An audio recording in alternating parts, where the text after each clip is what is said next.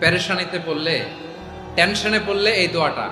প্রিয় ভাইরা, বিষ্ণু ইসলাম যখন খুব বিপদে পড়তেন, দুশ্চিন্তা ওনাকে ঘিরে ধরতো, উনি পড়তেন ইয়া হাইয়ু ইয়া কাইয়ুম বিরহমাতিকা আস্তাগীথ, ইয়া হাইয়ু ইয়া কাইয়ুম বিরহমাতিকা আস্তাগীথ, ইয়া হাইয়ু ইয়া কাইয়ুম, হে শাশ্বত অবিনশ্বর, হে চিরঞ্জীব, বিরহমাতিকা আস্তাগীথ, তোমার রহমতের উসিলায় তোমার কাছে ফরিয়াদ করি। এটা পড়তেন।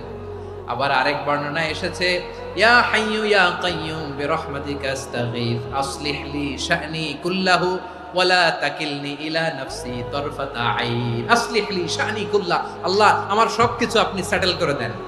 আমাদের সব ঝামেলা সেটেল করে দিতে পারে কে?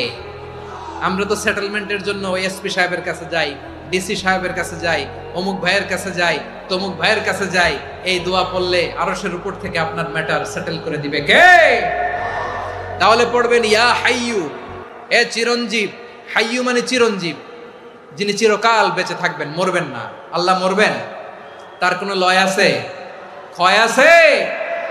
সূরা রহমানে আল্লাহ বললেন কুল্লু মান আলাইহা ফানি ওয়া ইয়াবকা ওয়াজহু রাব্বিকা যুল জালালি ওয়াল ইকরাম ফাবিআইয়ি আলাই রাব্বিকুমা তুকাযিবান। জমিনে যা আছে সব ফান, ভ্যানিশ হয়ে যাবে, নিশ্চিহ্ন হয়ে যাবে, শেষ হয়ে যাবে, সব বিলুপ্ত হয়ে যাবে, একজন ছাড়া। জোরে বলেন তিনি কে?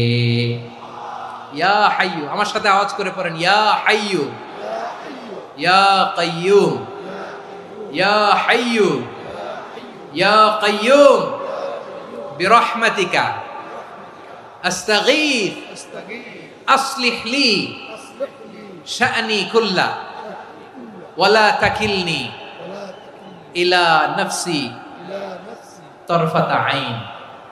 এভাবে দোয়া করলে আপনাকে বিপদ মুক্ত করবে কে? এই দোয়াটা কেন পছন্দ আল্লাহর কাছে? কারণ এখানে আল্লাহর দুইটা সুন্দর নাম আছে, গুণবাচক নাম, আল হাই, আল কাইয়ুম। এই দুটো নাম আছে এখানে।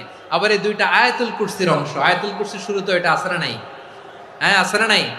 3 নাম্বার কারণ এটা ইসমে আজম। কোন দোয়াটা ইসমে আজম? যে দোয়া ওসিলায় দোয়া করলে আল্লাহ দোয়া ফেরায় না। অনেকগুলো মত আছে, সবচেয়ে ভ্যালিড মত হচ্ছে এটা, ইয়া হাইয়ু ইয়া কাইয়ুম। এর ওসিলা দিয়ে দোয়া করলে দোয়া কবুল করে কে?